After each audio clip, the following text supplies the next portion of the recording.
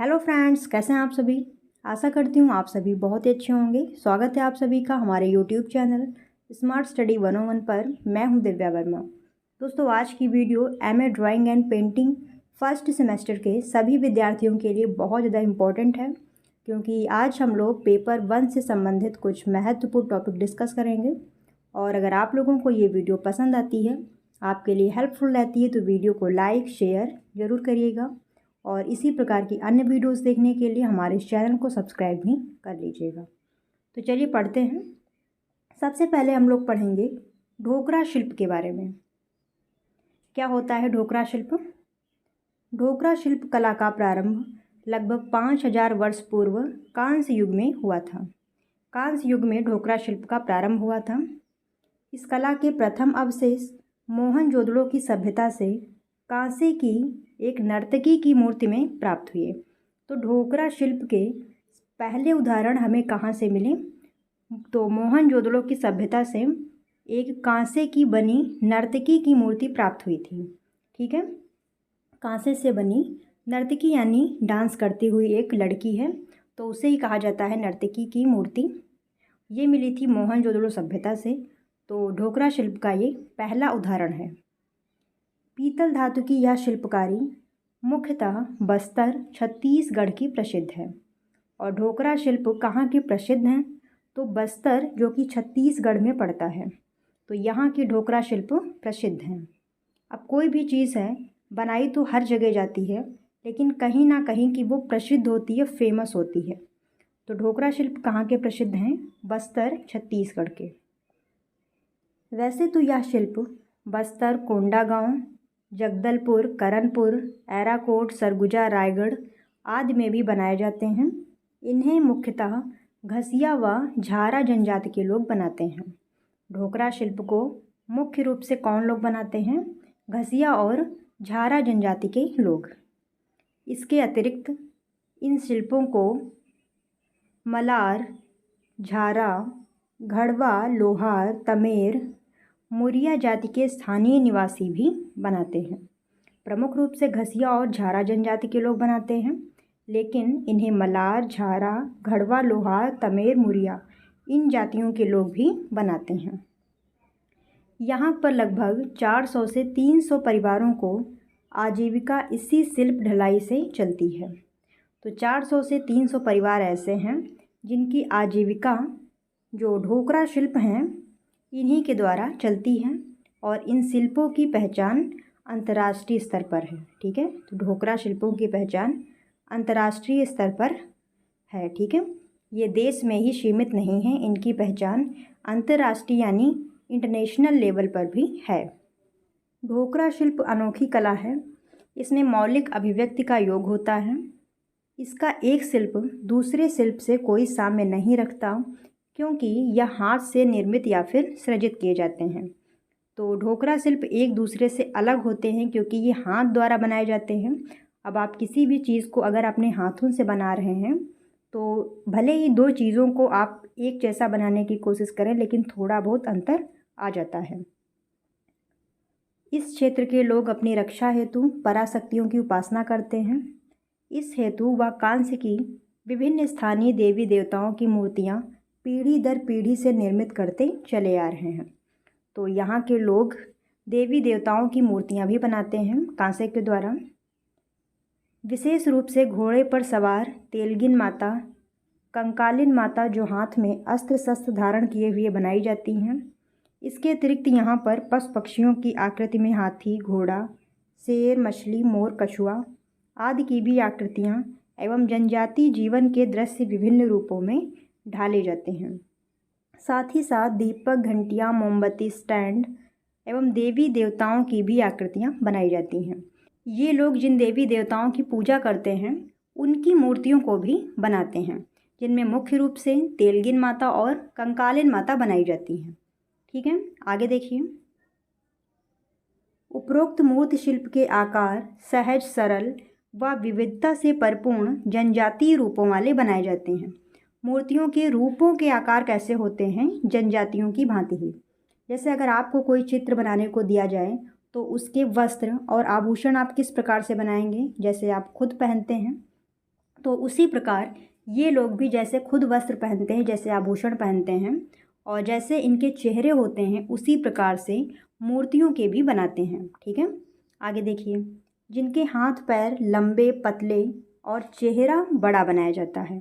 हाथ पैर लंबे पतले और चेहरा बड़ा बनाया जाता है। इनके आभूषण, मुकुट व आयुध साथ में ही ढाले जाते हैं। और इन मूर्तियों के आभूषण, मुकुट और आयुध यानी जो देवी देवता अपने हाथ में अस्त्र शस्त्र पकड़े होते हैं, तो उनको क्या बोलते हैं? आयुध। तो ये साथ में ही ढाले जाते हैं, ना कि अलग से बनाए जाते हैं। जैसे मूर्ति आपने बना ली और जो अस्त्र शस्त्र हैं, मुकुट हैं, आभूषण हैं, वो बाद में बना रहे हैं, तो बाद में नहीं, साथ में ही बना दिए जाते हैं। अब इस विधा में नए नए प्रयोग होने लगे हैं। यहाँ पर प्राचीन काल से विभिन्न प्रकार के बर्तन व आभूषण भी इसी पद्धति से बनाए जा रहे हैं। और अब क्या हुआ है, अब इसी पद्धति में यानी कि ढोकरा विधि से ही बर्तन, आभूषण इत्यादि भी बनाए जाने लगे हैं। यह पद्धति मोम क्षय विधि कहलाती है। ढोकरा शिल्प का दूसरा नाम क्या है? मोम क्षय विधि। ठीक है, या फिर लुप्त मोम ढलाई। आगे देखिए, जिसमें मिट्टी, मोम, पीतल कैसे बनता है? तांबा, जस्ता और रांगा के मिश्रण से। ठीक है, तो इसमें मिट्टी, मोम, पीतल आदि का प्रयोग किया जाता है। यहाँ अब उच्च उभार पद्धति के शिल्प भी बनाए जाते हैं, यानी अधिक उभार वाले मूर्ति शिल्प भी बनाए जाने लगे हैं, जो दीवार पर टांगे जाते हैं, जो दीवार पर टांगने के काम आते हैं। इन पर आदिवासी जीवन से संबंधित चित्रण किया जाता है। इन निर्मित ढोकरा शिल्पों का अलंकरण विशेष होता है। और इन ढोकरा शिल्पों का जो अलंकरण है वो विशेष होता है। इसमें जो अलंकरण किया जाता है वो बहुत ही सुंदर किया जाता है और इसकी अपनी एक अलग ही विशेषता होती है। इन शिल्पों को बनाने हेतु कठिन प्रक्रिया से गुजरना पड़ता है। सर्वप्रथम खेत की मिट्टी में गोबर, धान की भूसी को मिलाकर इनसे लोक आकारों को बनाकर इस पर नदी के किनारे की काली मिट्टी का लेप चढ़ाकर सुखाते हैं। सबसे पहले क्या करते हैं, खेत की मिट्टी में गोबर, धान की भूसी को मिला लेते हैं और इनसे लोक आकारों को बना लेते हैं। जिस भी आकार को आपको बनाना है वो इस मिट्टी, धान और भूसी से जो मिला मिश्रण होता है इससे तैयार कर लिया जाता है। फिर क्या होता है, इस पर नदी के किनारे की काली मिट्टी का लेप चढ़ाकर सुखा लिया जाता है। फिर तत्पश्चात सेमी के पत्ते से रगड़ते हैं जिससे मिट्टी में दरार ना आने पाए। फिर क्या करते हैं, सेमी के पत्ते से इसे रगड़ देते हैं। सेमी का एक पेड़ होता है तो उसके पत्तों से इस जो आकार बनाया जाता है इसे रगड़ दिया जाता है ताकि मिट्टी में दरार ना आने पाए। दरार आएगी फिर क्या हो जाएगा, चटक जाएगा। फिर मोम के तैयार तार से इसको धागा सदस्य से क्रमानुसार ढकते हैं और ढकने के पश्चात इसके ऊपर ज्यामिति एवं लोक अभिप्रायों का अलंकरण करते हैं। फिर क्या किया जाता है, मोम का पतला धागा निकाला जाता है और जो आकार बनाया जाता है इसे उस धागे से ढक दिया जाता है। ठीक है, फिर क्या किया जाता है और जो आपको इस पर ज्यामिति अलंकरण करना है वो भी कर दिया जाता है। मोम से लिपटी आकृति तैयार हो जाती है। इस प्रकार मोम से लिपटी आकृति तैयार हो जाती है। तदुपरांत विभिन्न प्रकार की मिट्टी से इसे ढककर सुखा लेते हैं। प्रथम मिट्टी की सतह कोयला चूर्ण, गोबर एवं नदी की मिट्टी के मिश्रण की होती है। देखिए, इसे विभिन्न प्रकार की मिट्टी से ढककर सुखाते हैं।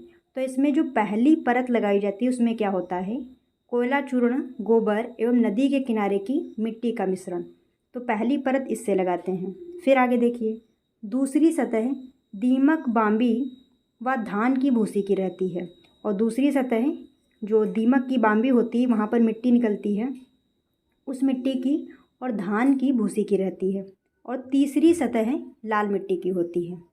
ठीक है, 3 सतह लगाई जाती हैं, तीसरी सतह लाल मिट्टी की होती है। आगे देखिए, मिट्टी लेपन में इस बात का ध्यान अवश्य रखा जाता है कि पिघली धातु जाने का जो मार्ग है वो अवश्य बना रहे। अब इसे भट्ठी में गर्म करते हैं। गर्म करने से अंदर का मोम पिघल कर बाहर आ जाता है और सांचा तैयार हो जाता है। जो आपने मोम लगाया हुआ था, जब उसे आप किसी गर्म भट्ठी में रखेंगे तो अंदर का मोम पिघल जाएगा और वो वहाँ पर सांचा उसका बना रह जाएगा। ठीक है, फिर क्या होगा, सांचा इस प्रकार तैयार हो जाता है। अब ये आपका केवल सांचा तैयार हुआ है। इस सांचे में गर्म अवस्था में जो पिघली हुई धातु होती है वो भर दी जाती है। ठंडे होने के पश्चात ऊपर की लगी मिट्टी को तोड़ देते हैं। मूर्ति शिल्प की आवश्यक सफाई कर मूर्ति शिल्प को तैयार कर लेते हैं और जो मोम पिघल जाता है वहाँ पर धातु जाकर भर जाती है और जो आप मूर्ति बनाना चाहते थे वो मूर्ति धातु की बनकर तैयार हो जाती है। यह चमकदार तथा निष्प्रभ चमक देने वाले दोनों प्रकार के बनाए जाते हैं। ठीक है, आगे देखिए।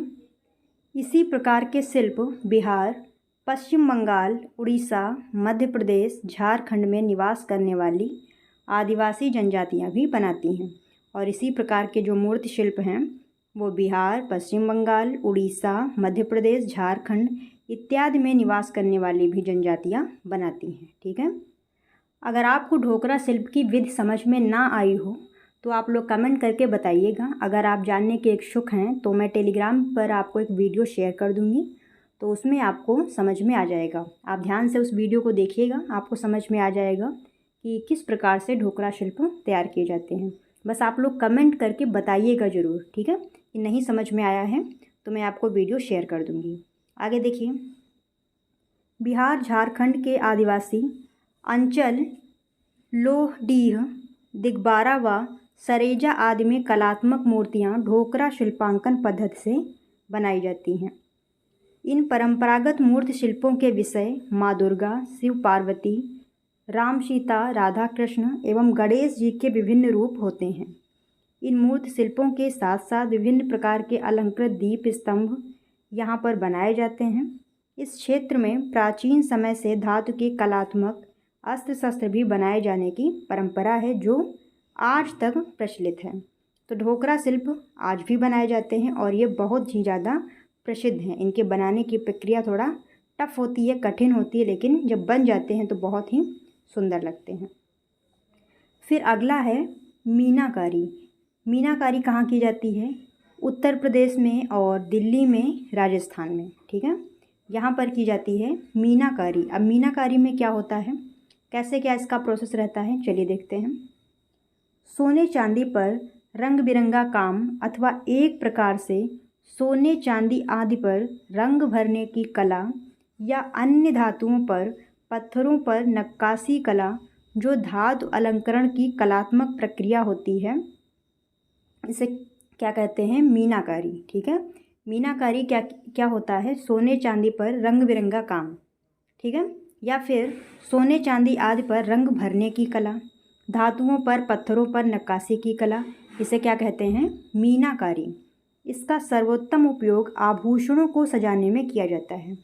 मीनाकारी का सर्वोत्तम प्रयोग कहाँ किया जाता है? आभूषणों को सजाने में। आगे देखिए। आभूषण के अतिरिक्त खिलौने, विभिन्न पात्रों, श्रृंगारदान, संदूक एवं फर्नीचर आदि में भी मीनाकारी की जाती है।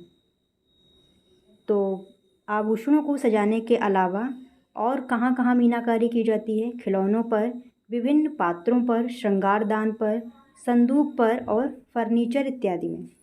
आगे देखिए।